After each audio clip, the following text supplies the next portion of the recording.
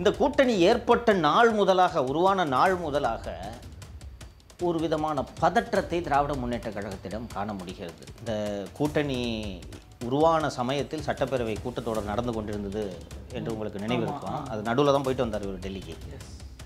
அதிமுகவை அடமானம் வைத்து விட்டாருங்க. அதிமுகவை அடமானம் வைத்தாரா இல்லை லீஸுக்கு விட்டாரான்றதெல்லாம் எடப்பாடி கவலைப்படணும், அந்த கட்சிக்காரங்க கவலைப்படணும்.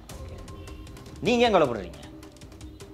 அப்படி இருக்கும்போது ஆளுங்கட்சியாக இருந்தாலும் சரி, எதிர்க்கட்சியாக இருந்தாலும் சரி, திமுகவுக்கு எதிராகத்தான் ஊடகங்கள் இருக்கின்றன என்று இவர் பேசுகிறாரு. இது பச்சை பொய்யா இல்லையா? எவ்வளோ விஷயத்தை நான் எக்ஸ்போஸ் பண்ணியிருக்கேன், நீங்கள் எக்ஸ்போஸ் பண்ணியிருக்கீங்க. டாஸ்மாக் விஷயத்தை 3 ஆண்டுகளாக பேசி கொண்டிருக்கிறோமே. எந்த மீடியா பேசு? தொழிலாளி ரவுடி போய் மிரட்டுறான், அரசு ஊழியர் மிரட்டுறான் ரவுடி. டிஜிபியில் கம்ப்ளைண்ட் கொடுக்குறாங்க, தொழிற்சங்கங்கள் எல்லா தொழிற்சங்களும் சேர்ந்து கம்ப்ளைண்ட் கொடுக்குது. உங்களை என்னை தவிர ஒரு மீடியா பேசுறாங்க. எஃப்ஐஆர் எப்படிங்க லீக் ஆச்சு? இன்னைக்கு 5 மாசத்துல தண்டனை வாங்கி கொடுத்துட்டோன்ட்டு நீங்க பெருமையா சொல்றீங்களே.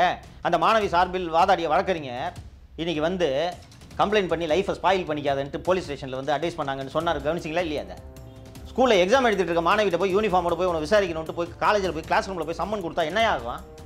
நான் சொல்வதை தஞ்சாவூர் கல்வெட்டில் பதித்து வைத்துக் கொள்ளுங்கள். ஒரு நாளும் அண்ணனுக்கு பொறுப்பை கொடுக்க மாட்டார். இவருக்கு அண்ணனை கண்டு தீராத பயம் உண்டு. பயம் உண்டா? பயம். அண்ணனோடு இவரால் மோத முடியாது. Field worker sir Stalin. யாரு? அவர் தான் ஃபீல்டு ஒர்க்கர். ஒரு ஓய்வு தேவைப்படுகிறது. ஓய்வில் இனிமேல் கொஞ்ச நாள் இருக்க போறாரு. இவ்வளோ நாள் ஓய்வில் தானே இருந்தார். சாயங்காலம் 6 மணிக்கு எந்திரிக்கிறதுக்கு பேர் ஓய்வு தானேயா? ஒரு நாள் பணியாற்றுறதா காலையில் எத்தனை மணிக்கு எந்திரிக்கீங்க நீங்கள்? காலை ஒரு 7 மணிக்கு எந்திரிச்சு 7 மணிக்கு எந்திரிச்சிருங்க. 7 மணிக்கு எந்திரிச்சிருங்க. 7 மணிக்கு எந்திரிச்சா தான் பேப்பருக்கு அப்புறம் படிச்சுட்டு இன்றைக்கி என்ன ஷூட் ஷெடியூல்னு பண்ணணும். சாயங்காலம் 5 மணிக்கு எந்திரிச்சிங்கன்னா மாப்பிள்ளை சார்கிட்ட கொடுத்தாங்க. மாப்பிள்ளை சார் வந்து ஒரு 33 கோடி ஒரு 50 கோடிக்கு வாட்சி கிச்சு வாங்கிக்கிட்டு ஒரு ஸ்பேஸில் இன்வெஸ்ட் பண்ணுறாரு. நான் தென்னிந்தியாவின் எலான் மஸ்க் ஆக வேண்டும் என்று வானம் என்ற விண்வெளி ஆராய்ச்சி நிறுவனத்தை தொடங்குகிறார். நீ உங்களுக்கு தெரிஞ்சதெல்லாம் போய் சினிமா. சரி, இப்போ ஓய்வுக்கு காரணம் என்ன சொல்லுங்கள்? உடல்நலம் சரியில்லை, ஏதோ கொஞ்சம் காய்ச்சல்ன்ற மாதிரி சொல்கிறாங்க. ஏன்னா கொரோனா வேறு வெளியில் பரவிக்கிட்டு இருக்கு. உடல்நலமும் நல்லா தான் இருக்குது, காய்ச்சலும் கிடையாது. கோச்சிக்கினார்.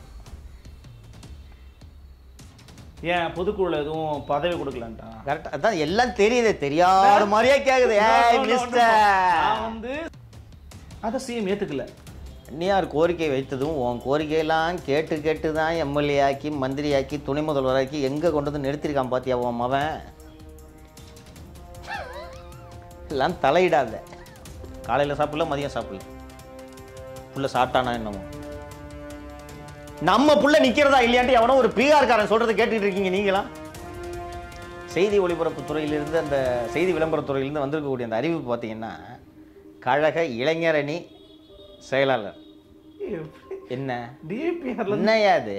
என்னையா என்ன கட்சி பிரச்சனை சொல்கிறீங்களா நீங்கள்? மச்சி அவர் சிஎம்ஐ விட்டானா இவங்க கூட திருப்பி வந்து அடுத்த வாட்டி உட்காந்துருவாங்க. இந்த வாட்டி நம்ம சிஎம்ஐ நம்ம ஆளுங்களை கூட வச்சுக்கலாம். இளைஞர்கள் அப்படி நினைப்பதற்கு தானே சரி. அவர் ஒரு மாநிலம் இது. இந்த குடும்பம் தமிழ்நாடு நமக்கு சொந்தம்னு நினச்சிட்டு இருக்குன்னு நான் எத்தனை முறை சொல்லியிருக்கேன். 2021 சொன்ன ஞாபகம் இருக்கா?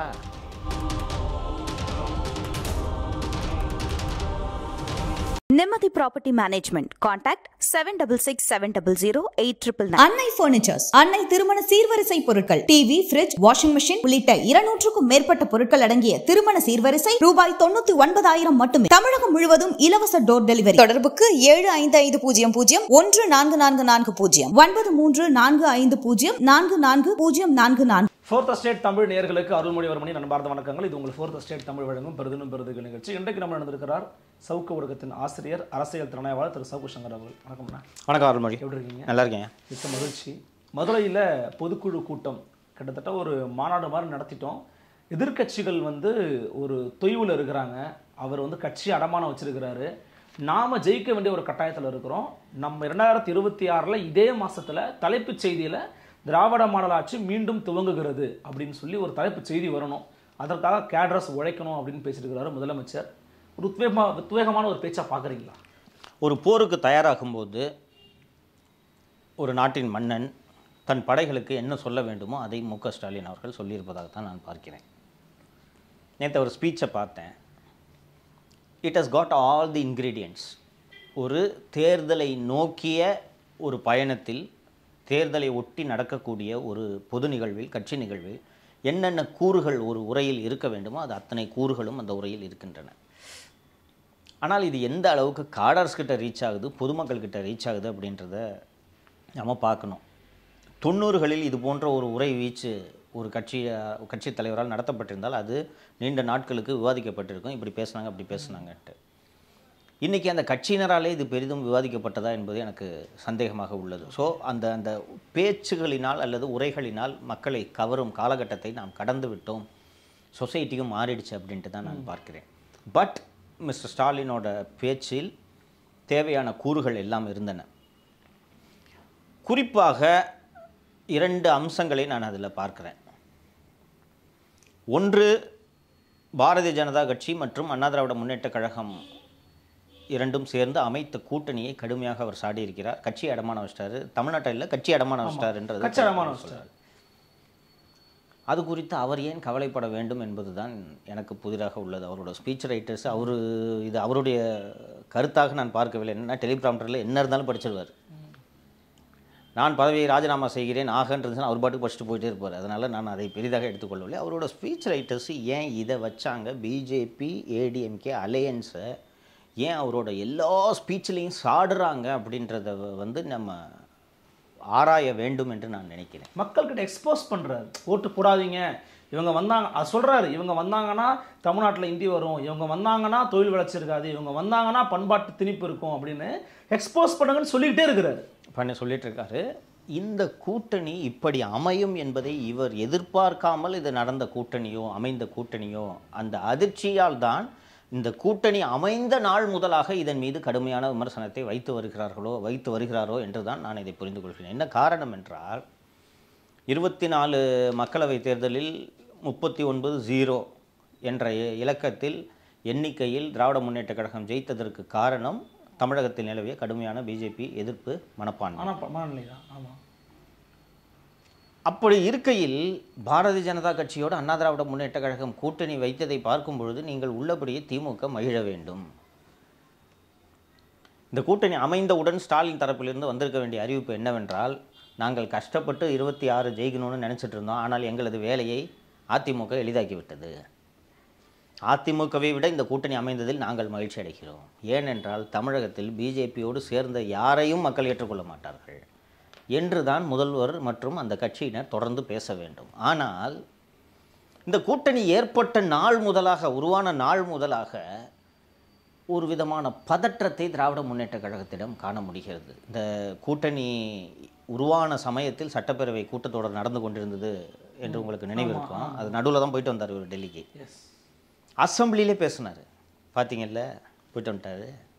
நீட்டு விலக்கு ஏன் கேட்கல, தமிழ்நாட்டுக்கு நிதி ஏன் கேட்கல, அதை நீ வலியுறுத்தினா தான் நான் கூட்டணிக்கு வருவேன் நீங்கள் சொல்ல வேண்டியதானே என்றெல்லாம் பேசினார். இது அவசியமில்லை. நான் குறிப்பிட்டது போல எங்களுடைய வேலையை நீங்கள் எளிதாக்கி விட்டீர்கள், ரொம்ப ஹாப்பியாக ரிசீவ் பண்ணணும். நாங்கள் 200 இலக்காக வைத்திருந்தோம், நீங்கள் பிஜேபியோடு கூட்டணி வைத்ததன் மூலம் 234 எங்களுக்கு நீங்களே வழங்கிவிட்டீர்கள். பிஜேபியோடு கூட்டணி வைக்கக்கூடிய கட்சி ஒரு தொகுதியில் கூட வெல்ல முடியாது, அதுதான் தமிழ்நாட்டின் தன்மை என்று இவர்கள் பேசியிருக்க வேண்டும். ஆனால் இவர்கள் தொடர்ந்து தங்களது பதற்றத்தை வெளிப்படுத்தி கொண்டிருக்கிறார்கள். அதோட நீட்சியை தான் நான் இந்த மாநாட்டில் பார்த்தேன். நான் அதிமுகவை அடமானம் வைத்து விட்டார்னு. அதிமுகவை அடமானம் வைத்தாரா இல்லை லீஸுக்கு விட்டாரான்றதெல்லாம் எடப்பாடி கவலைப்படணும், அந்த கட்சிக்காரங்க கவலைப்படணும். ஓகே, நீங்கள் ஏன் கவலைப்படுறீங்க? இதை எக்ஸ்போஸ் பண்ணுங்க என்று இவர் சொல்கிறார். ஆனால் இந்த கூட்டணி அமைந்ததில் ஒரு விதமான பதற்றம் இவர்களிடத்தில் நிலவுவதை பார்க்க முடிகிறது. இரண்டாவது கூறாக நான் பார்ப்பது, யார் யாரோ தமிழகத்தை ஆள வேண்டும் என்று நினைக்கிறார்கள் என்று திரு விஜய் அவர்களை விமர்சனம் செய்வதாகத்தான் புரிந்து கொள்ள முடிகிறது. That is natural. பெயரை குறிப்பிடாமல் விமர்சிக்க வேண்டும் என்று நினைக்கிறார். அதிமுக பாஜக கூட்டணியை பற்றி இவர்களுடைய விமர்சனத்தில் பதற்றம் அதிகமாக இருப்பதாகத்தான் நான் புரிந்து கொள்கிறேன். குறிப்பாக இவங்க இந்த சவுத் புஷ், அதாவது வந்து பார்த்தீங்கன்னா மதுரையை சூஸ் பண்ணதுக்கே நிறைய காரணங்கள் இருக்குன்னு சொல்கிறாங்க. உங்கள் பார்வையில் எப்படி பார்க்குறீங்க? எதனால் ஒரு கிட்டத்தட்ட 2011 தான் ஐ திங்க் ஸோ கோயம்புத்தூரில் போட்டாங்க பொதுக்குழு கூட்டம் அப்படிங்கிறது. இவ்வளவு ஆண்டுகள் கழிச்சு இப்போ வந்து மதுரையில் போடுறாங்க, சென்னைக்கு வெளியில் போடுறாங்க அப்படின்னா என்ன காரணம்? 2021 திரு டிடிவி தினகரன் அவர்கள் தலைமையேற்று நடத்தக்கூடிய அம்மா மக்கள் முன்னேற்ற கழகம் தனியாக நின்றது, தேமுதிகவோடு கூட்டணி அமைத்து நின்றது. அமமுக பெற்ற தென் தமிழகத்தில் பெற்ற வாக்குகள் பல இடங்களில் அண்ணா திராவிட முன்னேற்றக் கழகத்தின் வீழ்ச்சிக்கு காரணமாக அமைந்தது என்று நாம் பார்த்தோம். அதே போல் 2024 பல இடங்களில் குறிப்பாக தென் தமிழகத்தில் அண்ணா திராவிட முன்னேற்றக் கழகம் 3வது இடத்திற்கு சென்றதற்கு திரு பன்னீர்செல்வம் மற்றும் திரு டிடிவி தினகரன் பாஜகவோடு இணைந்து பெற்ற வாக்குகள் ஒரு காரணமாக இருந்தது என்பதையும் நாம் பார்த்தோம். அந்த பலவீனத்தை அல்லது குறையை அண்ணா திராவிட முன்னேற்றக் கழகமும் பாரதிய ஜனதா கட்சியுமே சரி செய்து விட்டன என்று இப்போது நாம் பார்க்க வேண்டும். என்ன காரணம் என்றால், இப்போது பாரதிய ஜனதா கட்சியோடு கூட்டணி அமைத்திருப்பதன் மூலமாக அமமுக அதிமுக கூட்டணிக்கு தான் வரும். இதை திரு தினகரன் அவர்களே அதான் அமித்ஷாவே எடப்பாடி பழனிசாமி தலைமையிலான கூட்டணின்னு சொல்லி அந்த விஷயத்துக்கு முற்றுப்புள்ளி வைத்து விட்டார். ஸோ பிஜேபி சீட் அலோகேட் பண்ணுவாங்கன்றீங்க. பிஜேபி தான் கூட்டணி. ஓகே, உங்களுக்கு நன்றாக கவனித்தீர்கள் என்றால் அமமுக ஜெயலலிதாவோட படத்தையோ வண்ணத்தையோ பயன்படுத்தக்கூடாது என்று அதிமுக தொடர்ந்திருந்த வழக்கை எடப்பாடி பழனிசாமி வாபஸ் பெற்றார் என்பது உங்களுக்கு நினைவு.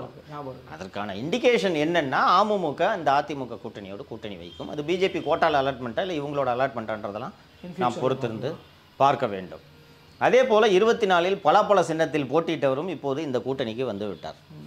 இது மட்டுமல்லாமல் தென் பகுதியில் அதிகமாக இருக்கக்கூடிய முக்குளத்தூர் சமூகத்தினரின் வாக்குகளை பெற வேண்டும் என்ற நோக்கத்திற்காகவே திரு நயினார் நாகேந்திரன் அவர்களை தமிழக பாரதிய ஜனதா கட்சியின் தலைவராக பாரதிய ஜனதா கட்சி நியமித்திருக்கிறது. ஸோ முக்குளத்தூர் வாக்குகளை கன்சாலிடேட் பண்ணுற வேலைகளில் பாரதிய ஜனதா கட்சியும் சரி அதிமுகவும் சரி ஈடுபட்டிருக்கிறது. ஸோ அந்த டெபிசிட்டை அவர்கள் சரி செய்யும் போது அந்த இடத்துல ஒரு ஃபர்தர் புஷ் வேணுன்றதுக்காக தான் தென் தமிழகத்தை தேர்ந்தெடுத்து மதுரையை மையமாக கொண்டு இந்த மாநாட்டை இவர்கள் நடத்தியிருப்பதாக நாம் புரிந்து கொள்ள வேண்டும். மற்ற மாவட்டங்கள் சூஸ் பண்ணாமல் இருந்திருக்கிறாங்களே, தெற்கில் பல மாவட்டங்கள் இருக்குது. ஆனால் மதுரை, திருநெல்வேலி சூஸ் பண்ணியிருக்கலாம். ஆனால் மதுரையை சூஸ் பண்ணுறாங்க. அதுவும் மாமதுரை போட்டுறதும் மாமதுரைன்னு போட்டுறதுன்ற மாதிரி மாமூர்த்தி போட்டுறதும்னு சொல்லணும்னு சொல்லி மூர்த்திக்கான கிரெடிட் நிறைய கொடுக்குறாரு. அதுக்கு என்ன காரணம்னா, நீங்கள் மூர்த்திக்கான கிரெடிட் நிறைய கொடுப்பதற்கான காரணம், தமிழகத்தில் அதிகம் சம்பாதித்த அமைச்சர்களில் திரு மூர்த்தி அவர்களும் ஒருவர். அவருக்கு பெரிய அளவில் செலவு இந்த கவர்மெண்ட் வந்ததுலேருந்து வைக்கல. ஓகே, ஒவ்வொரு டாக்குமெண்ட்டும் பதிவு பண்ணுறதுக்கு 2 ஏக்கருக்கு மேலே ஒரு டாக்குமெண்ட்டை பதிவு பண்ணுறதுனா இல்லை அல்லது 2 கோடிக்கு மேல் மதிப்புள்ள ஒரு பத்திரத்தை பதிவு செய்ய வேண்டும் என்றால் மூர்த்தியோட PA அடைக்கலசாமி அவர்களுக்கு வாட்ஸ்அப்பில் டோக்கனை எடுத்து நீங்கள் அனுப்பிச்சு அவர் அப்ரூவ் பண்ணால் தான் சம்மந்தப்பட்ட பத்திரப்பதிவாளர் அல்லது சார் பதிவாளர் அதை பதிவு செய்ய வேண்டும். இது எழுதப்படாத விதி. நீங்கள் உங்களுக்கு வீடு வாங்குற ஐடியா இருக்கா? இல்லை, நீங்கள் அப்படியே வாங்கினாலும் இன்னும் ஒரு 1/2 கிரவுண்டில் வாங்குவீங்க இல்லையா? ஒரு 2 கோடிக்கு மேலே ப்ராப்பர்ட்டி இருந்துச்சுன்னா அது நீங்கள் போனீங்கனாலே டோக்கனை முதல் நாள் கொடுத்துட்டு அடைக்கலசாமி பார்த்துட்டு அப்ரூவ் பண்ணால் தான் அது நடக்கும். ஸோ இவ்வளோ சம்பாதிக்கிறாரு, ஒன்றுமே அவருக்கு செலவு வைக்கல என்ற அடிப்படையில் தான் அவர் மதுரை அண்ணன் நீ பார்த்துக்கணும். பிடிஆர் வேஸ்ட்டு உங்களுக்கு தெரியும், ரூம் வாயி இல்லை. அவருக்கு துணை நின்ற அரணாக நின்ற பிடிஆருக்கும் நன்றின்னு தான் சொல்லியிருக்கிறார். அவர் நன்றின்னா அந்த இப்போ அந்த சாப்பாடு செலவு மூர்த்தி பார்த்தாரா பிடிஆர் பார்த்தாரையா? உண்மை சொல்லு. அப்புறம் துணை நின்றனா என்ன, அது பச்சடி வெங்காய பச்சடி மாதிரி அவர் அவ்வளோ பெரிய இலையில் வெங்காய பச்சடிக்கு எவ்வளோ செலவாக போகுது? குறிப்பாக அவர் நீங்கள் சொன்ன மாதிரி 2-3 விஷயங்களை மெயினாக பேசினார். அதாவது 30% ஆஃப் ஓட்டர்ஸை எவ்ரி பூத்தில் இன்க்ரீஸ் பண்ணணும். நானே ஒவ்வொரு கான்ஸ்டிடியூன்சிக்கும் 1-to-1 அவங்கள மீட் பண்ணுவேன் அப்படிங்கிறாருல. சென்னையில் அறிவாலயத்தில் ஒவ்வொரு தொகுதியின் நிர்வாகிகளையும் நான் பார்ப்பேன்றாரு. இது நடக்கும்னு உங்களுக்கு தோணுது? ரொம்ப ஆச்சரியமாக இருக்குது. நீங்கள் போன பேட்டில் சொன்னீங்க ஒரு தலைவராக இருந்தால் ஒரு கூட்டம் போட்டிருக்கணும், மீட் பண்ணணும் அப்படின்னீங்க. அப்போ ஸ்டார்ட் பண்ணியிருக்கிறாரோ? நடக்காது, எழுதி வச்சுக்கலாம், பெட்டுக்கிட்டலாமா? அறிவிப்போடு முடிந்து விடும். நல்லா பாப்பாரே ஒரு கட்சி வேலை. இது ஒரு இண்டிகேஷன் தெரியும் அருள்மொழி. உங்களுக்கு ஒரு கட்சி மற்றும் கட்சி வேலைகளில் தீவிரமாக ஈடுபடுவது என்பது ஒரு பழக்கம். It's a routine. உலகத்தில் எங்கேயாவது மாவட்ட செயலாளர் கூட்டத்தை காணொலி காட்சியில் நடத்தி பார்த்துருக்கீங்களா நீங்கள்? அது இந்த கரகட்ட கோஷ்டி தான். அந்த அடிப்படையில் ஒரு மேடையில் பேசுகிறோம் என்ற அடிப்படையில் நான் இனிமேல் 1-to-1 உங்களை சந்திக்க போகிறேன்னு அறிவு சொல்லிட்டுருக்காரு. சரி, இன்னையிலேருந்து எழுதி வச்சுப்போம். நேற்று முடிஞ்சிச்சு இல்லை, பொதுக்குழு முடிஞ்சிச்சு. இன்னையிலேருந்து இன்னொன்று இப்போ ஆரம்பிச்சிங்கன்னா கூட எல்லா 234 தொகுதி பொறுப்பாளர்களை சந்திக்கிறதுனா நீங்கள் 1 வருஷம் கரெக்டாக இருக்கும். கண்டிப்பாக செக்ரட்டரிட்டு போய் வேலையும் பார்த்துக்கிட்டு இதையும் பார்க்கணும் இல்லையா? அப்போ நாளையிலேருந்து ஸ்டார்ட் பண்ணணும். எவ்வளோ நாள் சந்திக்கிறாருன்றதை பார்க்கலாம். நீங்கள் எதை சொல்ல நீங்கள் சொல்லுங்கள், முடிங்க. இன்னொரு முக்கியமான விஷயத்தை பேசியிருந்தாரு. கிட்டத்தட்ட உங்களை கூட மறைமுகமாக சொல்லலாம் அப்படின்ற மாதிரி சில பேர் சொன்னாங்க. என்னென்னா, நான் தொடர்ச்சியாக நமக்கு எதிராக மீடியாக்கள் இருக்கிறவங்க நெரேட்டிவ் செட் பண்ணுவாங்க. அந்த நெரேட்டிவை நம்மளும் சிதறடிக்கணும். நான் பார்த்தீங்கன்னா பெருசாக எங்கள் அப்பா மாதிரி இலக்கியம் பேசுகிறது, மேடையில் பேசுறதெல்லாம் பண்ண மாட்டேன். எந்நேரமும் அரசியல் உழைப்புன்னு இருப்பேன். தொலைக்காட்சி பார்த்தா கூட செய்தி சேனல் தான் பார்ப்பேன், Wow. யூடியூப் பார்த்தாலும் பேட்டிகள் தான், அரசியல் பேட்டிகள் தான் பார்ப்பேன் அப்படின்னு சொல்லி சொல்றாரு. ஸோ நெரேட்டிவ் செட் பண்றதை நம்ம எதிர்கொண்டு திருப்பி அடிக்கணும்னு சொல்றாரு. மீடியாக்கள் ஹெல்ப் பண்றதே கிடையாது. எப்போ பார்த்தாலும் திமுகவுக்கு எதிரான செய்திகளையே தான் மீடியாக்கள் என்னைக்கும் போட்டுக்கிட்டு இருந்திருக்கிறாங்க. ஸோ கழகத் தோழர்கள் அதையும் ஞாபகத்தை வச்சுக்கோங்கன்னு சொல்றாரு. எப்படி மீடியாக்கள் அணுகிறாருன்னு நினைக்கிறீங்க? நான் இது எப்போ தொடர்ந்து சொல்லிக்கிட்டு இருக்கேன், எதை எழுதி கொடுத்தாலும் படிப்பாருங்க. நீங்களும் இந்த தொடர்ந்து ஊடகத்துறையில் இருப்பவர் தான். மீடியா தங்கள் பணியை செய்யவில்லை என்ற விமர்சனத்தை தான் நாம் 4 ஆண்டுகளாக வைத்து கொண்டிருக்கிறோம். மனசாட்சியோட சொல்லுங்க, மீடியா இவர்களுக்கு எதிராகவா இருக்கிறது? ஒரு மீடியாவை சொல்லுங்க, ஒரே ஒரு மீடியாவை சொல்லுங்க. நம்ம மீடியா விட்டுருங்க, நம்ம 2 பேர் மீடியா விட்டுருங்க. ஒரு மீடியாவை சொல்லுங்க உங்களுக்கு எதிராக இருக்கா? விட்டுருவாங்களா எதிராக இருந்தா? அப்படி இருக்கும்போது ஆளுங்கட்சியாக இருந்தாலும் சரி, எதிர்க்கட்சியாக இருந்தாலும் சரி, திமுகவுக்கு எதிராகத்தான் ஊடகங்கள் இருக்கின்றன என்று இவர் பேசுகிறாரு. இது பச்சை பொய்யா இல்லையா? நான் சொல்கிறேன் உள்ளபடியே, அதிமுகவுக்கு எதிராக தான் மீடியாக்கள் இருக்கின்றன. 10 வருஷம் அண்ணா திராவிட முன்னேற்ற கழகம் ஆட்சியில் இருக்கும்போது அதிமுகவுக்கு எதிராக தொடர்ந்து செய்திகள் வந்து கொண்டிருந்தனவா? இந்த இடதுசாரி இயக்கங்கள், இந்த மக்கள் கலை இலக்கிய கழகம், மக்கள் அதிகாரம், இந்த டாஸ்மாக்கு எதிராக என்னென்ன பேசுனாங்க? இப்போ என்ன மூட்டாங்க அருள்மொழி டாஸ்மாக? கோவம்லாம் பயங்கரமாக பாடினாரு. விஜயை பற்றி தனிநபர் தாக்குதல், தனிப்பட்ட முறையில் அவர் தாக்குதல் நடத்திட்டு இருக்காருங்கெல்லாம் உள்ளபடியே ரொம்ப வருத்தம். ஒரு கம்யூனிஸ்ட் அப்படி பேச மாட்டான். இஷ்யூவை பேசுங்க, இது மாதிரிலாம் போகக்கூடாது அப்படின்ட்டு. அதுதான் கம்யூனிசம். பர்சனல் லைஃப் பற்றிலாம் பேசுங்க. எப்படி பேசுனது பார்த்தீங்களா? ரொம்ப மனசு வருத்தம். விஜய் விமர்சனம் பண்ணுறதுக்கு 100 விஷயம் இருக்குங்க, பேசுங்க. என்னத்தை பேசுனாரு? ஒரு மேடையில் என்ன பேசுகிறாங்க? மூடு, டாஸ்மாகை மூடுன்னு இயக்கம் நடத்துனாங்க, ஞாபகம் இருக்கா? சேலம் 8 வழிச்சாலைக்கு எதிராக எவ்வளோ போராட்டங்கள் நடத்துனாங்க, ஞாபகம் இருக்கா? இந்த திமுகவின் நண்பர்கள் என்ற ஒரு இயக்கம் ஒன்று இருக்கே, சுற்றுச்சூழல் இயக்கம், பூலை நண்பர்கள். அது திமுக நண்பர்கள்.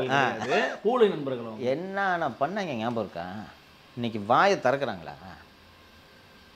ஸ்டெர்லைட் போராட்டமாக இருக்கட்டும், சாத்தான்குளம் தந்தை மகன் ஸ்டேஷன் லாக்கப் படுகொலையாக இருக்கட்டும், அந்த துப்பாக்கி சூடாக இருக்கட்டும், 8 வழிச்சாலையாக இருக்கட்டும், மீத்தேன் போராட்டமாக இருக்கட்டும், ஹைட்ரோ கார்பன் படுகைகள் போராட்டமாக இருக்கட்டும், தினந்தோறும் போராட்டம் நடந்ததா இல்லையா? தமிழ்நாடு முழுக்க எப்பயும் நடந்துகிட்டே இருக்கு. எங்கேயாச்சும் நீங்கள் நேரடியாக மேல்மாவுக்கு சென்று அருள் உள்ளிட்டோரை நீங்கள் தொடர்ந்து கவர் செய்து கொண்டிருக்கிறீர்கள்.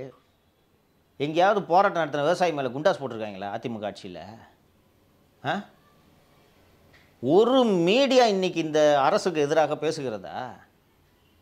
அப்படி இருக்கும்போது எங்களுக்கு எதிராகவே மீடியா இருக்குது, மீடியா பொய்யான நரேட்டிவை கட்டமைக்கிறதுனா இன்னும் அந்த திமுகவோட பொதுக்குழுவில் நம்ம மீடியாவை தான் பேசியிருக்காருன்னு நம்ம எடுத்துக்கணும் இல்லையா? வேறு எந்த மீடியா உங்களுக்கு எதிராக இருக்குது?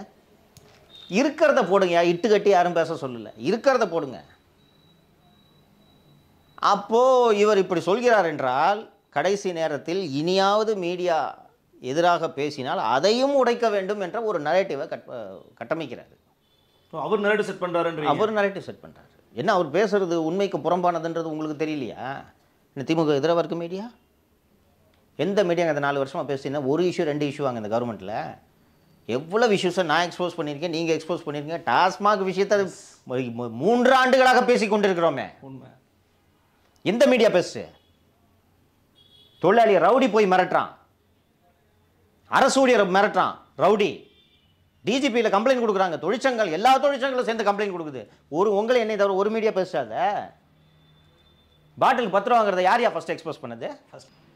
அதை பேச ஒரு மீடியா எல்லாருக்கும் தெரிஞ்சு. இதுக்கு ஒன்றும் நீங்கள் இன்வெஸ்டிகேட்டிவ் ஜேர்னலிசம் பண்ண வேண்டியதில்லை. ஒரு குவார்ட்டர் போய் வாங்கினீங்கன்னா போதும். அதை பேசுனாங்களா?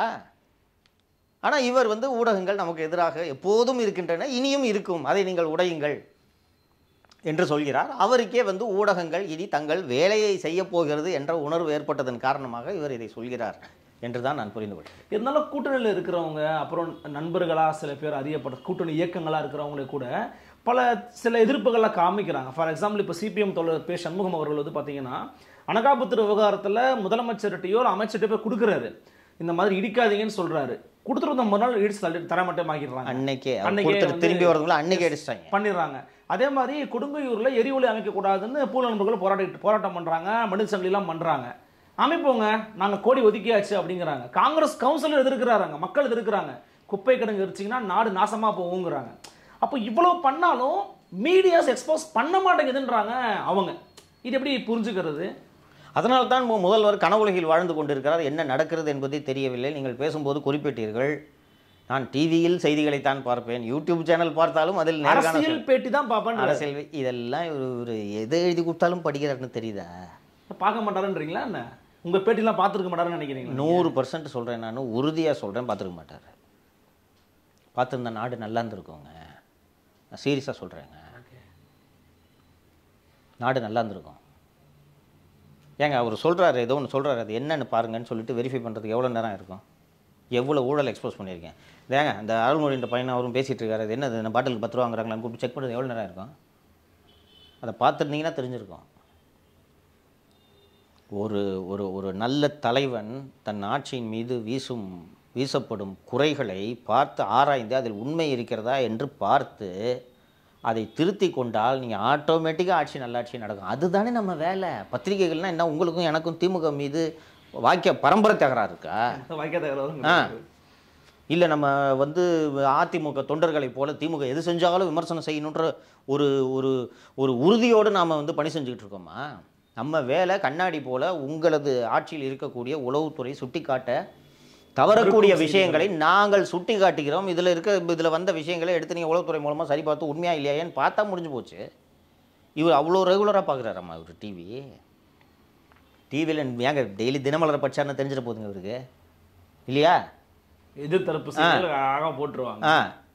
அதைத்தான் படிக்கணும். நான் பல பேட்டிகளில் பதிவு செஞ்சுருக்கேன். கருணாநிதி ஃபஸ்ட்டு தீக்கதிரை தான் படிப்பார் தெரியுமா? ஏன்னா கரெக்டாக தவறுகள் சுட்டி காட்டுவாங்க. துக்களுக்கு படிப்பார். துக்களுக்கில் சென்ட்ரல் பேஜில் ஏதோ ஒரு பேஜில் சிவிக் இஷ்யூஸ் வரும். இந்த இடத்துல விளக்கெரியல, இந்த இடத்துல காவாடைச்சிருக்குது அப்படின்னு வரும். அதை பார்த்துட்டு சம்மந்தப்பட்ட துறை அதிகாரியை கூப்பிட்டு இதை சரி பண்ணிவிட்டு சோக்கு ஃபோன் பண்ணி சொல்லுங்கன்னு சொல்லுவார் தெரியுமா? இவ்வளோ தூரம் ரொம்ப நுணுக்கமாக அவ்வளோ தூரம் பார்ப்பார், கூப்பிட்டு சொல்லுங்கன்றவர். அதுக்காகவே அது அந்த சிவிக் இஷ்யூஸ் வர பேஜை எல்லாம் அந்த அடுத்த இஷ்யூ வரதுக்குள்ள எல்லா குறைகளும் நிவர்த்தி செய்யப்படுது. ஸ்மால் இஷ்யூஸ் தெரியுமா? 12-13 பேப்பர் படிப்பார் ஒரு நாளைக்கு கருணாநிதி தெரியுமா? 5 மணிக்கு 5:30 உளவுத்துறை தலைவருக்கு ஃபோன் போட்டோம். அந்த தினபூமியில் 5வது பக்கத்தில் 7வது காலத்தில் ஒரு நியூஸ் வந்துருக்கு பாரு அப்படின்ட்டு. அதுக்கு முன்னாடி ஜாஃபர் வெப்சைட்டே ஒரு நண்பர்கிட்ட சொல்லியிருக்காரு, தினபூமின்னு ஒரு பேப்பர் வருது, அந்த பேப்பரில் 8வது பேஜில் இந்த மாதிரி ஒரு நியூஸ் வந்திருக்குன்றதை நான் 5:30 மணிக்கு நான் ரெடியாக தயாராக இருக்கணும். அவர் கேட்கும்போது நான் ரெடியாக இருக்கணும்ன்ட்டு. ஓகே, எதை நீட்டினாலும் கையெழுத்து போட்டுருக்காரு. நான் தான் சொல்கிறேனே, ஃபஸ்ட்டு முறை ஒரு வருடத்திற்கு முன்பு செங்கல்பட்டு மற்றும் மரக்காணத்தில் கள்ளச்சாராய சாவுகள் நடக்கின்றன. அந்த கள்ளச்சாராய சாவுகள் நடப்பதற்கு காரணம் காவல்துறையின் மெத்தனம் என்று எல்லா ஊடகங்களும் செய்தி வெளியிட்டன. அதற்கு பிறகு கள்ளக்குறிச்சியில் ஒருவர் கள்ளச்சாராயம் குடித்து விட்டு சாகிறார். அந்த கள்ளச்சாராயம் குடிச்சிட்டு சாவுறத அந்த மாவட்ட கலெக்டர் பக்கத்தில் இருக்கிற எம்எல்ஏ, அந்த தொகுதி எம்எல்ஏவை பக்கத்தில் வச்சுக்கிட்டு இது கள்ளச்சாராய சாவு அல்ல என்று சொல்கிறார். அந்த சாவுக்கு வீட்டுக்கு வந்தவங்க அதே கள்ளச்சாராயத்தை குடிச்சிட்டு 60 பேர் சாவுறான், 66 பேர் சாவுறான். இதை இவர் பார்த்துருந்தா சம்மந்தப்பட்ட அதிகாரி மேல் நடவடிக்கை எடுத்திருக்கணுமா இல்லையா? டெஃபினட்டாக எடுத்துருக்கணும். செய்தி சேனல்களை தவிர எதையுமே நான் பார்த்ததில்லை என்கிறாரே. அந்த அண்ணா பல்கலைக்கழக மாணவி விவகாரத்தில் யார் அந்த சார்ன்ற விவகாரம் பற்றி எரிந்தது, எல்லா ஊடகங்களும் அதை ரிப்போர்ட் பண்ணுச்சு. குறைந்தபட்சம் அந்த செய்தியை பார்த்திருந்தால் எவன்டா எஃப்ஐஆர் லீக் பண்ணதுன்ற கோபம் சிஎம்க்கு வந்திருக்கணுமா இல்லையா? சொல்லுங்கள். பட் எக்ஸ்பிளனேஷன்ஸ் கொடுத்துக்கிட்டு இருக்கிறாங்க, கேரியவர் பண்ணிக்கிட்டு இருக்காங்க, நடவடிக்கை எடுத்துக்கிட்டு இருக்காங்கன்ற சிஎம் பார்ப்பாரா இல்லையா? இப்போ இன்னைக்கு ஞானசேகரனுக்கு இதனாலே அறிவிச்சிருக்கிறாங்க.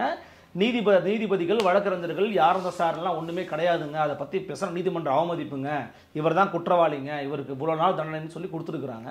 5 மாதங்களாக நாங்கள் தண்டனை வாங்கி கொடுத்துருக்குறோம். இதில் போய் சீப் பாலிடிக்ஸ் பண்ணுற எடப்பாடி பழனிசாமி முதலமைச்சர் குற்றச்சாட்டு. இது சீப் பாலிடிக்ஸ் இல்லை, இதுதான் சரியான பாலிடிக்ஸ். ஃபஸ்ட்டு அந்த எஃப்ஐஆர் லீக் ஆனதுக்கு காரணமானவர்களை கண்டுபிடித்து ஒரு முதல்வராக உள்துறை அமைச்சராக இவர் நடவடிக்கை எடுத்திருக்க வேண்டுமா இல்லையா? டெஃபினட்டாக எடுத்து குறைந்தபட்சம் கோவம் வந்திருக்கணும் இல்லை, எப்படியா லீக் ஆச்சு, விக்டிமோட ஐடென்டிட்டி எப்படியா வெளியாச்சுன்ட்டு கோவம் வந்திருக்கணுமா இல்லையா?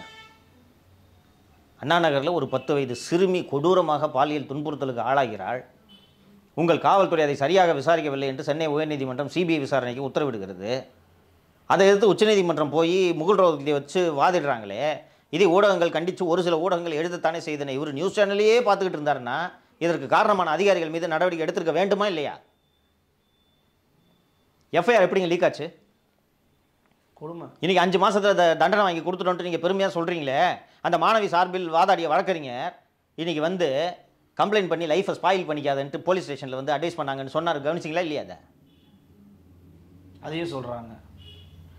எக்ஸாம் எழுதிக்கிட்டு இருக்கேன், யூனிஃபார்மோட போலீஸை அனுப்பி உள்ள விசாரிக்காதீங்கன்னு அந்த மாணவி சொல்கிறாள். ஸ்கூலில் எக்ஸாம் எழுதிட்டு இருக்க மாணவிட்ட போய் யூனிஃபார்மோட போய் உன்னை விசாரிக்கணும்ட்டு போய் காலேஜில் போய் கிளாஸ் ரூமில் போய் சம்மன் கொடுத்தா என்ன ஆகும்? அவன் அதுவே எக்ஸ்போஸ் அதுதான் எக்ஸ்போஸ் பண்ணுறது. அந்த வக்கீல் சொல்கிறார்ல இன்னைக்கு. அப்போ இதை பற்றி பேசினா கண்டெம்ட்டா போட்டா என்ன மிரட்டுறீங்களா? இன்வெஸ்டிகேஷனே ஒழுங்காக நடக்கலன்றிருக்கேன், இதை பற்றி பேசக்கூடாது தான். இவர் எதுவுமே தெரியாமல் கனவு உலகில் வாழ்கிறார். இன்னொரு உதாரணத்தை சொல்கிறேன் நான். நீங்கள் மதுரைக்கு இந்த மாநாட்டுக்காக செல்கிறீர்கள். இங்கிலாந்து நாட்டின் பிரதமர் திரு போரிஸ் ஜான்சன் மற்றும் அமெரிக்க அதிபர் திரு டொனால்டு ட்ரம்ப் ஆகியோர் வரும்போது குஜராத்தில் கால்வாய்களை மறைக்க, சேரிகளை மறைக்க திரைச்சீலைகள் கட்டியது போல நீங்கள் செல்லும் போது திரைச்சீலைகளை கட்டியிருக்கிறார்கள். உங்களுக்கு அதை பார்த்ததும் எதற்கு இந்த சேலை என்ற இந்த திரைச்சீலை என்ற கேள்வி எழும்பி இருக்க வேண்டுமா இல்லையா? கரெக்டாக. அதுக்கப்புறமா அதை அகற்றி இரியா எழுப்பியிருக்கணும். கண்டிப்பாக எழுப்பியிருக்கணும். எனக்கு அந்த கோவம் வந்துச்சு. எனக்கு மோடி மாடலும் திராவிட மாடலும் ஒன்னான்னு தோணுச்சு. எழுப்பியிருக்கணும். எழுப்புல. அதுக்கப்புறம் சேலையை அழைக்கிட்டு சார் வாங்க சார் இந்த இடத்துல போய் ஆய்வு பண்ணலான்னு கூட்டிகிட்டு போகிறாங்க. அப்போயாவது கோவம் வரணுமா இல்லையா?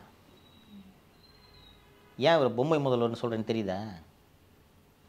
சேலை இருந்தாலும் பரவாயில்ல, நல்லா அழகாக நல்ல கலரில் ஸ்க்ரீன்லாம் போட்டிருக்கீங்கன்ட்டு அதையும் பார்த்துட்டு போவார். சார் இந்த மாதிரி இந்த ஸ்க்ரீன் ஏன் கட்டணுன்ட்டு சில பேர் வந்து சோஷியல் மீடியாவில் எழுதிட்டு இருக்காங்க, என்ன பண்ணலாம், அந்த ஸ்க்ரீனெல்லாம் எடுத்துகிட்டு நம்ம போய் ஆய்வு பண்ணலாம் சார். அதுக்கும் போகிறாரு. எதை எழுதி கொடுத்தாலும் அவர் படிப்பாருங்க. அந்த துணிச்சலில் தான் அதிகாரிகள் அலங்கோல ஆட்சியை நடத்தி கொண்டிருக்கிறார்கள். அதனால் அவர் பேசுனதெல்லாம் ரொம்ப சீரியஸாக எடுத்துக்க வேண்டியது. குறிப்பாக அவர் அவங்களோட அண்ணனை மூக்க அழகிரியை மீட் பண்ணிட்டு வந்தது வந்து சில பேர் என்ன சொல்கிறாங்கன்னா, அவருக்கு ஒரு கட்சி பொறுப்பை இவர் வழங்குவார், இல்லைனா முதல்ல ஒரு கட்சி பணியை மேற்கொள்ள வாய்ப்பு இருக்குன்னு சில பேர் சொல்கிறாங்க. கட்சி நிர்வாகிகள் சீனியர் சொல்கிறதா முக்கியமான பத்திரிகைகள் எழுதியிருக்கிறாங்க, ஆங்கில ஊடகங்கள் எழுதியிருக்கிறாங்க. நீங்கள் எப்படி பார்க்குறீங்க? ஒரு ரத்த உறவை பார்த்துட்டு வந்திருக்கிறாரு. நான் சொல்வதை தஞ்சாவூர் கல்வெட்டில் பதித்து வைத்துக் கொள்ளுங்கள். ஒரு நாளும் அண்ணனுக்கு பொறுப்பை கொடுக்க மாட்டார். இவருக்கு அண்ணனை கண்டு தீராத பயம் உண்டு. பயம் உண்டா? பயம். அண்ணனோடு இவரால் மோத முடியாது. Field worker sir Stalin. யார்? அவர் தான் ஃபீல்டு ஒர்க்கர்.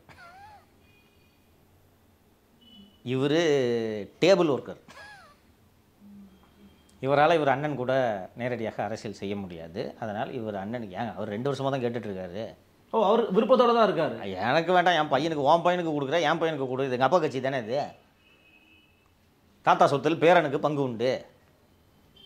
ஒரு பேரன் மட்டும்தானா? இன்னொரு பேரன் இருக்கிறானே. அவர் திரைத்துறையை விட்டுட்டு இங்கே வந்திருக்கிறாருங்க. யார்? உதயநிதி ஸ்டாலின் டெபுட்டி சிஎம் ஆக்கியிருக்கிறாங்க. அவர் கூட தான் சினிமா தயாரிப்பாளர். Cloud9 பிக்சர்ஸ் ஒன்று இருந்தது, தெரியுமா தெரியாதா? 2006 காலகட்டத்தில் மொத்த குடும்பம் சினிமாவில் தான் துட்ட போடுவாங்க. Cloud9 பிக்சர்ஸ் தெரியுமா? கேள்விப்பட்டிருக்கேன். தமிழ் படம் இன்னும் ஒரு 2 படத்தை தயாரித்தார்கள் என்று நினைக்கிறேன். ஓகே. வாரணம் ஆயிரம் கூட அவங்க ரிலீஸ்ன்னு தான் நினைக்கிறேன். அவர் கூட தான் தயாரிப்பு தொழிலை விட்டு இருக்கிறார். மாதம் 2 கோடி செலவுக்கு கொடுத்துட்டு சொத்தில் பங்கு கிடையாதுன்னா மூத்த மகன் அவருக்கு தான் எல்லா உரிமையும் உண்டு. அவர் அப்போலேருந்து கேட்டுக்கிட்டு தான் இருக்கார். கொடுக்க வேண்டியதானே? அந்த குடும்பத்தை கண்டாலே இவருக்கு அச்சம். பதவியெல்லாம் எதுவும் கட்சியில் பங்கோ பதவியோ கேட்க மாட்டார்கள் என்ற நம்பிக்கையில் தான் சென்று பார்த்திருக்கிறார். 2021 திராவிட முன்னேற்ற கழக ஆட்சி வந்ததும் ஸ்டாலின் குடும்பம் செய்த முதல் வேலை முரசொலி அலுவலகம், முரசொலி கட்டிடம் இருக்கக்கூடிய நிலம் உள்ளிட்ட கருணாநிதியின் பெயரில் இருந்த சொத்துக்களை பங்கு பிரித்து செல்வி, தமிழரசு, மூக்காமுத்து, கனிமொழி ஆகிய அத்தனை பேருக்கும் சந்தை விலையை கொடுத்து அவர்களது பங்குகளை வாங்கியது தான் இவர்கள் செய்த முதல் வேலை. தெரியுமா? மார்க்கெட் ரேட் கொடுத்து வாங்கினாங்க. ஓகே. கலைஞர் டிவின்றேன் முரசொலியோட பப்ளிஷர் யார் தெரியுமா? எல்லாமே கலைஞர் டிவி. கார்த்திக் சண்முக சுந்தரம். ஓகே. துர்காவோட உறவினர். குடும்பத்தில் எந்த உறுப்பினருக்கும் எந்த பங்கும் கிடையாது. சொத்துக்கே இதில் கட்சியில் பங்கு கொடுக்குறாங்க. இன்றைக்கி டெபுட்டி சிஎம் பற்றி நீங்கள் சொன்னதுனால சொல்கிறேன். உடல்நலம் கொஞ்சம் சரியில்லாமல் இருக்கிறாரு. ஸோ அவருக்கு ஒரு ஓய்வு தேவைப்படுகிறது. ஓய்வில் இனிமேல் கொஞ்ச நாள் இருக்க போகிறாரு. இவ்வளோ நாள் ஓய்வில் தானே இருந்தார். சாயங்காலம் 6 மணிக்கு எந்திரிக்கிறதுக்கு பேர் ஓய்வு தானேயா? ஒரு நாள் பணியாற்றுறதா காலையில் எத்தனை மணிக்கு எந்திரிக்கணும் நீங்கள்? காலை ஒரு 7 மணிக்கு 7 மணிக்கு எந்திரிச்சிருங்க. 7 மணிக்கு எந்திரிச்சிருங்க. 7 மணிக்கு எந்திரிச்சா தான் பேப்பருக்கு அப்புறம் படிச்சுட்டு இன்றைக்கி என்ன ஷூட் ஷெடியூல்னு பண்ணணும். சாயங்காலம் 5 மணிக்கு எந்திரிச்சிங்கன்னா அதுக்கு பேர் ஓய்வு தானே. எப்பவுமே ஒரு ஓய்வில் தானே இருந்தார். இப்போ என்ன தனி ஓய்வு? நான் ஒன்று சொல்லட்டுமா, நீங்களே கூட இப்போ அண்மையில் உங்கள் ட்வீட்ஸ் நான் ரெகுலராக ஃபாலோ பண்ணனால சொல்கிறேன். ஆஃப்டர் இடியோட விஷயம் வந்த பிறகு கண்டினியூஸாக விளையாட்டுத்துறையில் மற்ற துறைகளில் ஸ்பாட் விசிட்டுன்னு போட்டுக்கிட்டே இருந்தா நீங்கள் பார்த்தீங்களா? அதெல்லாம் உங்களுக்கு பார்த்தா வந்து ஈவினிங் எழுந்திருக்கிற மாதிரியே தெரியுது. சரி, அப்போ இவ்வளோ நாளாக ஈவினிங் எந்திரிக்கிறாருன்னு ஒத்துக்கிறீங்களா? ஈடி வந்த பிறகு தானே 2 நாள் வேலை நடக்குது. அதுதான் அர்த்தம். அதுக்கு நீங்க போட்டீங்கன்னு தான் சொன்னேன் நான். அது உண்மை. நான் எனக்கு என்ன விகடன்ல வேற நீங்க சொல்றத வேற இன்னொன்று வாட்ஸ்அப் சேனல் போட்டிருந்தாங்க. சீக்கிரம் போட்டுட்டாங்க. மதியம் என்னப்பா 1 மதியம் 1:45 அது சீக்கிரம் 4 மணிக்கு முன்னாடி. அது அவரோட லைஃப் ஸ்டைலு. நைட்டு ஃபுல்லாக முழிச்சுக்கிட்டு இருக்கிறாரோ என்னவோ ஒர்க்குக்காக. ஒருவேளை எங்கள் நைட்டு ஃபுல்லாக ஒர்க்குக்காகனா எங்கள் செக்ரட்டரியேட்லையா? எங்கே சொல்லுங்கள், இப்போ நீங்கள் இது பேசிடலாம். எங்கே நைட்டு ஃபுல்லாக முடிச்சுட்டு இருக்காரு? உண்மை எங்கே?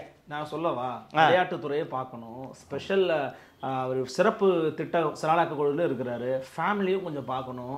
என்னதான் சினிமா விட்டு விலகி இருந்தாலும் 2-3 ஃபிலிம்ஸ் கூட அவர் பார்க்கலாம். ஒரு டைம் ஆகும்லங்க. சரி, இப்போது ஒன்று வர்றேன். இல்லை இல்லை இல்லை இல்லை, நீங்கள் சொன்னது தான்ப்பா, நான் விட மாட்டேன். இப்போ விளையாட்டுத்துறை சொன்னீங்க. விளையாட்டுத்துறை சம்மந்தமாக யார் கூட பார்க்குறாரு? டே நைட் மேட்ச் பார்க்குறாரா? அது விளையாட்டுத்துறை அமைச்சர் வேலை இல்லை. விளையாட்டுத்துறை செயலர் திரு அதுல்யா மிஸ்ரா அல்லது மேகநாத் ரெட்டியோடு விவாதிக்கிறாரா? விவாதிக்கிறார் என்றால் எங்கே விவாதிக்கிறார்? குறிஞ்சியில் இல்லை. குறிஞ்சியில் சாயங்காலம் 6 மணிக்கு மேலே யாருக்கும் அனுமதி இல்லை. பக்கத்தில் அன்பில் மகேஷ் வீடு, பக்கத்தில் உள்ளே என்ட்ரி இருக்குது. அன்பில் மகேஷ் உள்ளே வந்துடுவார். ஸோ உள்ளே அனுமதி இல்லை. அவர் எங்கே அங்கே தான் இருக்காருன்றது எனக்கு தெரியும். நீங்கள் சொல்வது போல் விளையாட்டுத்துறையை ஆய்வு செய்கிறார் என்றால் எங்கே ஆய்வு செய்கிறார் என்று தான் நான் கேட்கிறேன். தலைமைச் செயலகத்தில் இல்லை. 6 மணிக்கு மேலே யாரும் இருக்க மாட்டாங்க. பட்ஜெட் சமயத்தில் நைட்டு பூரா வேலை செய்வாங்க. அண்ட் சீஃப் செக்ரட்டரி கண்ட்ரோல் ரூமில் ரவுண்ட் தி கிளாக் டியூட்டியில் இருப்பாங்க. மற்ற நேரம் அங்கே அலுவலர்கள் இருக்க மாட்டார்கள். குறிப்பாக விளையாட்டுத்துறையை சேர்ந்த அந்த துறை இரவு நேரத்தில் இயங்குவதற்கான வாய்ப்பே கிடையாது. பொது சட்டம் ஒழுங்கு இயங்கும், உள்துறையில் ஒரு பிரிவு இயங்கும். மற்ற நேரத்தில் அங்கே இரவு வேலை கிடையாது. ஸோ அங்கே அந்த துறை இல்லை. சிறப்பு திட்ட செயலாக்கம் இரவு செயல்படும். எப்போது செயல்படும்? பட்ஜெட் நேரத்தில் செயல்படும். சிறப்பு திட்ட செயலாக்க மானிய கோரிக்கை எப்போது செயல்படும்? அந்த மானிய கோரிக்கைக்கு கூட வேலை செய்யாமல் உங்கள் அப்பா தான் படித்தார். அப்பவும் உடம்பு சரியில்லை. ஏன் போருக்கா சொல்லுங்க சார். உண்மைதான். ஓகே, இப்போ இது ரெண்டும் இல்லை. சினிமா பார்க்குறாருன்றீங்க. இதைத்தான் நான் விமர்சனமாக செய்கிறேன். நான் வந்து இதெல்லாம் பண்ணிட்டு மேபி பாப்பாருன்னு தானே சொன்னேன். சரி, அப்போ இது ரெண்டும் இல்லை. அப்போ வேறு என்ன பண்ணுறாரு? நீங்கள் கரெக்டாக தான் சொன்னீங்க. அதைத்தான் பண்ணிகிட்ருக்கார். இன்னமும் சினிமா கதைகளை கேட்கிறார். இதான் ஒரு பிரச்சனை. அவர் மனசு சினிமாவில் இருக்குது. இதான் பிரச்சனை. இல்லை, எங்கே கதை கேட்குறாரு? புதிய இயக்குநர்களை பார்த்து கதை கேட்குறாரு. இல்லைன்னா டாஸ்மாக் துட்டை எடுத்து டான் பிக்சர்ஸில் போட்டு நீங்கள் மாட்டின்னு உட்காந்துருப்பாங்களா? எவனாவது செய்வான் அந்த வேலையை? மாப்பிள்ளை சார்கிட்ட கொடுத்தாங்க. மாப்பிள்ளை சார் வந்து ஒரு 33 கோடி ஒரு 50 கோடிக்கு வாட்சி வாங்கிக்கிட்டு ஒரு ஸ்பேஸில் இன்வெஸ்ட் பண்ணுறாரு. நான் தென்னிந்தியாவின் எலான் மஸ்க் ஆக வேண்டும் என்று வானம் என்ற விண்வெளி ஆராய்ச்சி நிறுவனத்தை தொடங்குகிறார். நீ உங்களுக்கு தெரிஞ்சதெல்லாம் போய் சினிமா போட்டு நீங்கள் மாட்டிட்டு உட்காந்துருக்கீங்க. சொல்லுங்கள், இப்போ எங்கே வேலை செய்கிறாரு? ஸோ இதனால் தான் சொல்கிறேன், இவ்வளவு நாளும் ஓய்வில் தானே இருந்தார். இப்போ என்ன புதிய ஓய்வு? அப்போது என்ன ஓய்வுனா சாயங்காலம் 4 மணி கூட எந்திரிக்கிறது இல்லை. இப்போ கரெக்டா? வேலை செய்த போது மாலை 4 மணிக்காவது எழுந்தார். இப்போது மாலை 4 மணி கூட எந்திரிக்கிறது இல்லை. உடல்நலம் சரியில்லைன்னு வந்திருக்கு. ஸோ அதனால தான் நான் வந்து நான் கேட்டேன். இத்தனை வயசில் ஒரு ஏகப்பட்ட உடல் உபாதைகளோடு அவங்க அப்பா போய் இந்த மாநாட்டில் அவ்வளோ நேரம் பேசுகிறாரு. கால்வாய் தூர்வாரும் ரோட் ஷோ பண்ணார். கால்வாய்கள் தூர்வாரும் பணியை பார்க்கிறார். அதற்கு முன்பு மாநாட்டுக்கு மதுரை செல்வதற்கு முன்பு சென்னையில் வெள்ள நிவாரண பணிகள், அந்த மழைநீர் வடிகால் பணிகள்லாம் போய் அவர் ஆய்வு பண்ணுறாரு. உங்களுக்கு என்ன ஓய்வு? நான் கேட்குறேன். நான் ஒன்றும் தப்பு சொல்ல. நீங்கள் செல்வாக்காக வளர்ந்த புள்ள, பணக்கார வீட்டு புள்ள, ஓய்வே எடுங்க. நாட்டை ஆளணும்னு ஆசைப்படாதீங்கன்னு தான் நான் சொல்கிறேன். சரி, இப்போ ஓய்வுக்கு காரணம் என்ன சொல்லுங்கள்? உடல்நலம் சரியில்லை, ஏதோ கொஞ்சம் காய்ச்சல்ன்ற மாதிரி சொல்கிறாங்க. ஏன்னா கொரோனா வேறு வெளியில் பரவிக்கிட்டு இருக்கு. உடல்நலமும் நல்லா தான் இருக்குது, காய்ச்சலும் கிடையாது. கோச்சிக்கினார். ஏன் பொதுக்குழுல எதுவும் பதவி கொடுக்கலன்ட்டா? கரெக்டாக அதான் எல்லாம் தெரியுது, தெரியாத மாதிரியே கேட்குது. நான் வந்து சில எக்ஸ்பெக்டேஷன்ஸ் இருந்துச்சுன்னு சொன்னாங்க. ஆனா உதயநிதி அவரை கரங்களை வலுப்படுத்தணும்னு ஒரு தீர்மானம் மட்டும் போட்டாங்க. எனக்கு வந்து இது விஷயம் எதுவும் தெரியாது. தலைவராவதற்கு முன்னால் ஸ்டாலினுக்கு என்ன பதவி கொடுக்கப்பட்டது? செயல் தலைவர். அப்போ அவங்க அப்பா செயல்பட தலைவரா? இந்த கேள்வி அப்பவே நிறைய பேர் அப்பவே கேட்டாங்க. அதை கொடுங்கன்றாங்க. இதைத்தான் இப்போ இவர் பதிலுக்கு கேட்குறாரு. அப்போ நான் செயல்படாத தலைவரா? இப்போ அப்பாவே கேட்டுடுறாரு. நான் செயல்படாத தலைவரா? சரி, குறைந்தது துணை பொதுச் செயலாளர் கொடுங்க. கனிமொழி ஏற்கனவே 4 துணை பொதுச் செயலாளர், 2 துணை பொதுச் செயலாளர் இருக்கும்போது எனக்கு கொடுங்கன்னு கேட்டேன். நீ அப்போ கொடுக்கல. 4 துணை பொதுச் செயலாளருக்கு அதில் ஒன்று எனக்கு கொடுத்துருக்கீங்க. இப்போ அவனும் துணை பொதுச் செயலாளர், நானும் துணை பொதுச் செயலாளர். இது என்ன தான் நடக்குதுன்ட்டு அவங்க ஃபைட் பண்ணுவாங்க. அண்டு டெபுட்டி சிஎம் விடவா இது பெரிய பதவியாக இருக்க போகுதுங்க. பேரண்ட் பாடிக்கு வரீங்க, புரிஞ்சுக்குங்க. நீங்கள் அது விங்கு. ஓகே. இளைஞரணியின் செயலராக இருந்து கொண்டு நீங்கள் பேரண்ட் பாடியில் முடிவுகள் எடுக்க முடியாது அல்லவா? அப்படி இருந்தால் கூட எல்லாருமே உங்களுக்கு தானே வந்து சப்போர்ட் பண்ண சல்யூட் வைக்கிறாங்க. அது ஒரு கவர்மெண்ட் ஆஃபீஸ் மாதிரிங்க அது. ஓகே. எந்த அறிவிப்பாக இருந்தாலும் பொதுச் செயலாளர் தான் கையெழுத்து போடணும். அவருக்கு தான் எல்லாமே. தலைமை நிலைய செயலாளரோட ஒப்புதல் வேணும். எதுக்கு ஏட்டையாக இன்னும் வச்சுக்கிட்டு இருக்காங்க தலைமை நிலைய செயலாளர்னு? ஆர்எஸ் பாரதி எல்லாத்துக்குமே அறிக்கை கொடுக்குறாரு. அது ஹையரார்கி. இன்னொன்று, அன்பகத்தில் இளைஞரணி கூட்டத்தில் நீங்கள் என்ன வேணாலும் நடத்திக்கலாம், என்ன வேணாலும் முடிவெடுக்கலாம். இன்னொன்று, இளைஞரணியோட நிகழ்ச்சிகளுக்கும் நீங்கள் பேரண்ட் பாடிக்கிட்ட அனுமதி வாங்கணும்ல. Okay okay okay. திருச்சிக்கு போகிறீங்க, திருச்சி மாவட்ட செயலாளரை கூப்பிட்டு வாப்பான்ட்டு மீட்டிங் போட முடியுமா? நீங்கள் முடியாது. இளைஞரணி மாவட்ட செயலாளரை கூப்பிடுங்க. எல்லா கட்சிகளும் இப்படி தான். இதில் அதிமுகலையும் இதுதான் சிஸ்டம். ஸோ அதிகார மையத்துக்குள்ளே இன்னும் உதயநிதி போகலை. நீங்கள் சொல்கிற மாதிரி வருவான், அன்அஃபிஷியலாக வணக்கம் வைப்பான். பட் நீங்கள் போய் அஃபிஷியலாக கூப்பிட முடியுமா? வேட்பாளர் தேர்வு செய்ய முடியுமா? இளைஞரணிக்கு ஒரு 10 சீட்டு கொடுங்கன்னு கேட்க முடியும். திருச்சிக்கு இவரை போடுங்க, திருநெல்வேலியில் இவரை போடுங்க, சேலத்தில் இவரை போடுங்க நீங்கள் சொல்ல முடியுமா? டிசைடிங் அத்தாரிட்டி ரெக்வஸ்ட்டாக தான் பண்ண முடியும். வேட்பாளர் நேர்காணலில் நீங்கள் உட்கார முடியுமா? இளைஞரணியை உட்கார வச்சு அப்புறம் மாணவர் அணியில் நான் எதுக்கு சும்மாவா இருக்கேன்ட்டு ராஜீவ்காந்தி வருவார். உண்டா இல்லையா? தெரியல. அப்போ மாணவர் அணி அவ்வளோ முக்கியம், மகளிர் அணி முக்கியம் இல்லையான்ட்டு அக்கா வருவாங்க. இன்னொன்று, நீங்களும் செயல் தலைவராக இருந்து தானே வந்தீங்க. ஆமாம். ஃபஸ்ட்டு இளைஞரணியில் இருந்தீங்க, அதுக்கப்புறம் பொருளாளரானீங்க, அப்புறம் செயல் தலைவர். நான் எதுக்கு இந்த பொருளாளர்லாம் எனக்கு வேணாம், நேராக அமெரிக்க மாப்பிள்ளலாம் வேணாம், நேராக செயல் தலைவர் ஆகிடுறேன்னு சொல்லிட்டு அன்னியார் கோரிக்கையை வைக்கிறார். அதை சிஎம் ஏற்றுக்கல. அன்னியார் கோரிக்கை வைத்ததும் உன் கோரிக்கையெல்லாம் கேட்டு தான் எம்எல்ஏ ஆக்கி, மந்திரி ஆக்கி, துணை முதல்வராக்கி எங்கே கொண்டு வந்து நிறுத்திருக்கான் பார்த்தியா உன் மவன்? எல்லாம் தலையிடாத. உன் பேச்சை கேட்டு இன்னைக்கு கட்சி எங்கே கொண்டு வந்து நிறுத்திருக்கான் பார்த்தியா? பேசாமல் இரு என்று சொல்லிவிட்டார். இவருக்கு தெரிந்தது இப்போது விட்டால் எப்போதும் வாய்ப்பில்லை என்று அவர் நினைக்கிறார். 26 தேர்தல் வருது. துணை முதல்வர் அன்பில் மகேஷ், சுகாதாரத்துறை அமைச்சர் மேயர் திருமதி பிரியா என்று இவர்கள் கேபினெட் போட்டுக்கிட்டு இருக்காங்க. ஐயோ. விளையாட்டு மற்றும் சிறப்பு திட்ட செயலாக்கத்துறை அமைச்சர் திரு ஜோயல், இப்படி இவங்க அமைச்சரவை ஃபார்ம் பண்ணிட்டு இருக்க இந்த நேரத்தில் பொதுக்குழுவில் 26 முதல்வர் திரு மு.க. ஸ்டாலின் அவர்களை முதல்வராக்க கழகம் பாடுபடும்னு நீங்கள் பாட்டு தீர்மானம் போட்டிங்கன்னா இப்போ இவங்க போட்ட கேபினெட் என்னாச்சு? இவரோட வரலாறு தெரிஞ்சால் உங்களுக்கு இது வியப்பாகாது. பிரசாந்த் கிஷோர்கிட்ட எந்தெந்த தொகுதியில் யார் யார் என்று சர்வே செய்கிறார்கள். உதயநிதி நிற்கக்கூடாது என்று பிரசாந்த் கிஷோர் சொல்கிறார். ஏங்க 10% யங்ஸ்டர்ஸ் ஓட்டு போகும். ஓகே. இளைஞர்கள் உதயநிதியை ஏற்றுக்கொள்ள தயாராக இல்லை. இன்னொன்று, திமுகவை பார்டரில் ஜெயிச்சதுனால உதயநிதி நின்றால் 100% வெற்றி என்று சொல்லக்கூடிய தொகுதி என்று எதுவும் இல்லை. ரிஸ்க்கு இல்லைங்க. அவர் நிற்கணும்னு ரொம்ப பிரியப்படுறாரு. ஆட்சி அமைச்சிருவீங்க, ஆட்சி அமைச்சிட்டிங்கன்னா யாராவது ஒரு எம்எல்ஏவை ரிசைன் பண்ண சொல்லுங்கள். அந்த இடத்துல போய் ஒரு நிற்க சொல்லுங்கள். தமிழகத்திலே அதிக வாக்கு வித்தியாசத்தில் அந்த இடத்துல உங்களால் ஜெயிக்க முடியும். ஆளுங்கட்சி ஆகிடுங்க. அப்புறம் எளிதாக இருக்கும். இப்போது ஒரு 5லேருந்து 10% யங்ஸ்டர்ஸ் ஓட்டு போகும். வாரிசு அரசியல்ன்றதை தூக்குவாங்க. ஆமாம். வாரிசு அரசுன்றது தூக்காமல் உதயநிதியை வெறுமனே பிரச்சாரம் பண்ணுறதுக்கு விட்டா பார், பிள்ளைக்கு கூட சீட்டு கொடுக்கல நம்ம உருட்டலாம், ஒரு 10% சீமானுக்கு போகும். ஸோ வேண்டாம் என்று சொல்கிறார். திராவிட மாப்பிள்ளை சாரும் அதை ஆமோதிக்கிறார். அவருக்கு நல்லதில்ல, மாமா வேண்டாம் மாமா என்று சொல்லி அதான் சொல்லிட்டார்ல விடுன்ட்டாங்க. கோச்சிக்கினார். ஃபோனு சுவிட்ச் ஆஃப். அண்ணா நான் கார்த்தி விட்டு போய் படுத்துட்டார். காலையில் சாப்பிடல, மதியம் சாப்பிடல. புள்ள சாப்பிட்டானா என்னமோ. நம்ம புள்ள நிற்கிறதா இல்லையான்ட்டு எவனோ ஒரு பிஆர்காரன் சொல்கிறத கேட்டுட்டு இருக்கீங்க நீங்களா? நம்ம கட்சி நம்ம புள்ள நிற்கக்கூடாதா? அண்ணியார் சொன்னதும் சரி வாயா எந்த தொகுதின்னு கேட்ட உடனே சரி அன்புமணி கூட ஒரு செட்டிங்கை போடுவான், நீங்கள் சேப்பாக்கம் தொகுதி வேண்டும் என்று கேளுங்கள், நீங்கள் நிற்கும் தொகுதியில் சில அட்ஜஸ்ட்மெண்ட்டுகளை செய்கிறோம். அந்த அடிப்படையில் தான் சேப்பாக்கத்தில் என்ன வன்னிய பெருமக்கள் அதிகம் வசிக்கக்கூடிய ஒரு தொகுதியை சும்மா சொல்லுங்க. அதாவது கசாலி எதுக்கு நோகாம ஜெயிக்கணும். அப்போ ஃபோனை சுவிட்ச் ஆஃப் பண்ணிட்டு போனோன்னு இது கிடச்சதா?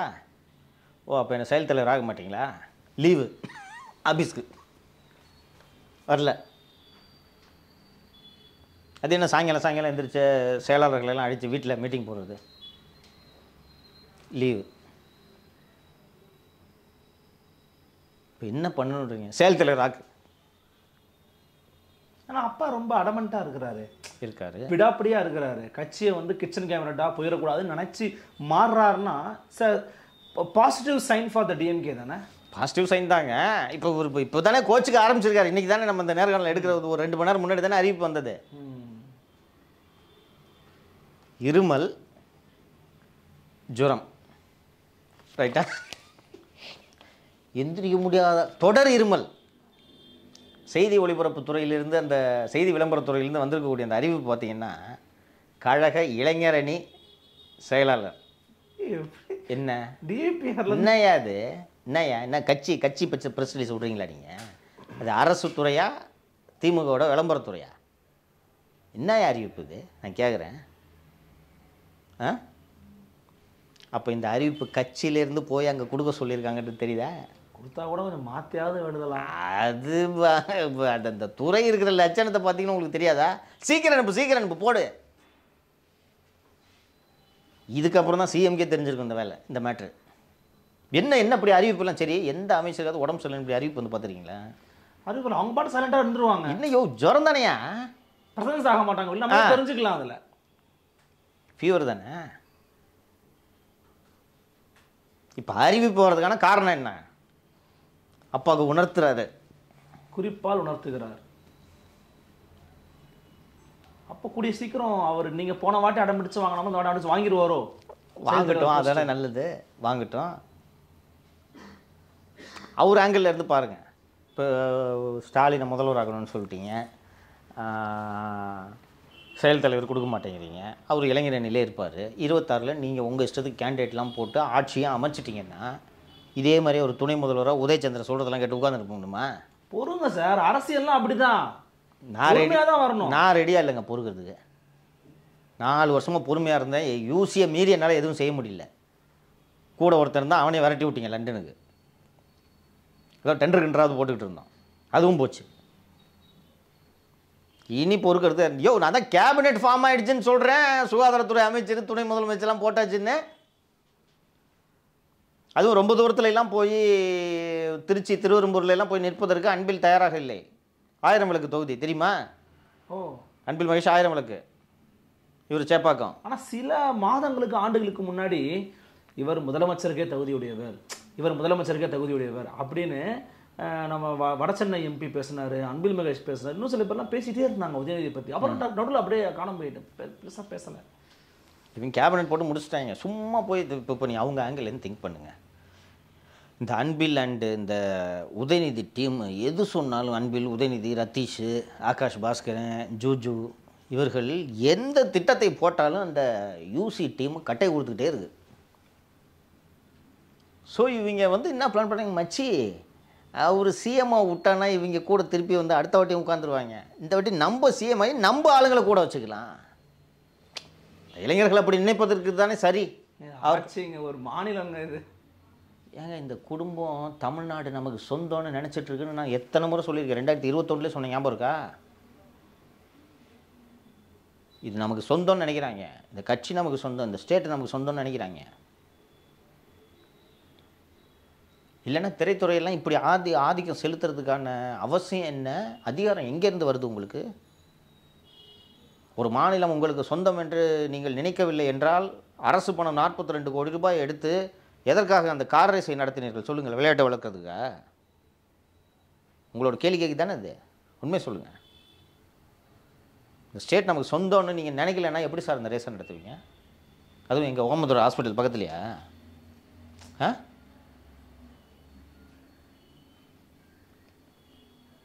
இதில் நீங்கள் எல்லாம் வந்து வேலையெல்லாம் செஞ்சு முடிச்சு கிழிச்சிட்டிங்கன்னு டான்ஸ் வேறு குளத்தூரில். இந்த குடும்பம் அப்படி தான் நினைக்குது.